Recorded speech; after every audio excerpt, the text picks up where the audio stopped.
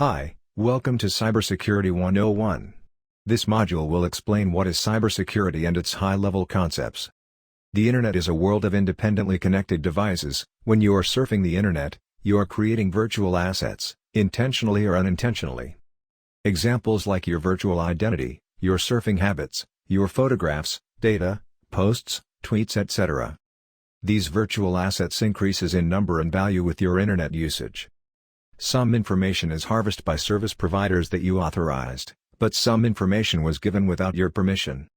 Cybersecurity is the state of being protected against the criminal or unauthorized use of your electronic data. The common concept or guiding principle is the CIA triad. That is, confidentiality, integrity, and availability. Confidentiality refers to the secrecy of data or information. Integrity refers to the data or information will not be modified by unauthorized sources. Availability refers to timely and uninterrupted access to the service and/or data. For example, if you are building an application, you should think about, are the restricted data, like user private information, only available to the authorized user? Unauthorized users cannot have access to it nor modify it. Authorized user will always be able to access it in an uninterrupted and timely manner. One practical example is banking application.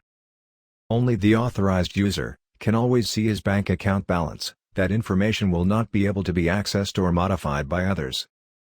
These give rise to two more concepts which are used together with the CIA triad: authentication and non-repudiation. Authentication refers to the process to identify the user or system as the authorized source to the asset. Non-repudiation means the mechanism or evidence to ensure the user cannot deny he is the person conducting the actions. Cybersecurity covers many aspects of the organization. When you are facing the entire network, where do you start and how do you assess the different domains? Besides using frameworks, the consideration when implementing security or assessing your readiness can come in these areas. So there are a few ways of managing how you implement controls and policies downwards. You can group it into data, network, application, endpoint, identity, and access controls. These are high-level mapping so that governance and planning can be done based on these groups. Take a quick look and you would understand that data is everywhere in your organization, from servers to endpoints to personal mobile devices. The data governance of yesteryears is not sufficient to handle the outburst of information today. As such, a strategy to handle data itself is required. Network and endpoint security is somewhat more mature as there are multiple tools available since the beginning of cybersecurity. However, the reporting and managing of these tools are the challenge. Detecting unknown zero-days attack has always been a challenge in the organization's readiness to threats, and is critical for risk control. Application security stretches from in-house development to outsourcing to vendor. The current popular agile development movement makes security increasingly difficult to catch up as there are multiple changes every sprint. Out-of-the-box application, in the cloud or on-prem also makes the application security review tougher.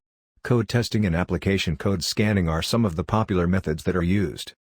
Identity, itself is another big topic, as the accuracy in determining the user is who he is, also determines what resources he has access to. The industry has been working on multi-factor authentication for many years to increase the identification accuracy. Detailed consideration will also separate normal users versus privileged users.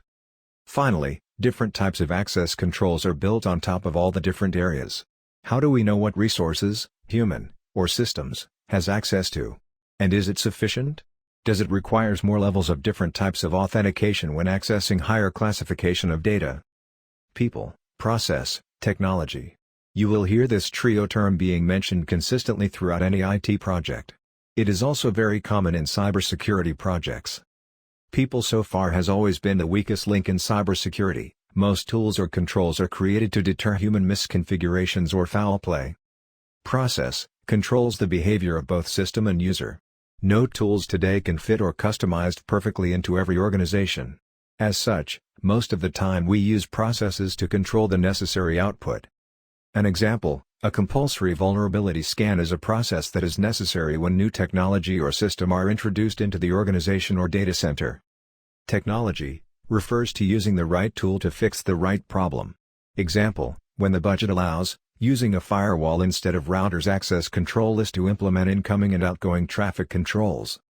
The combination of the trio is what makes any implementation successful and be able to achieve the desired goal. In summary, confidentiality, integrity and availability form the basis of security principle.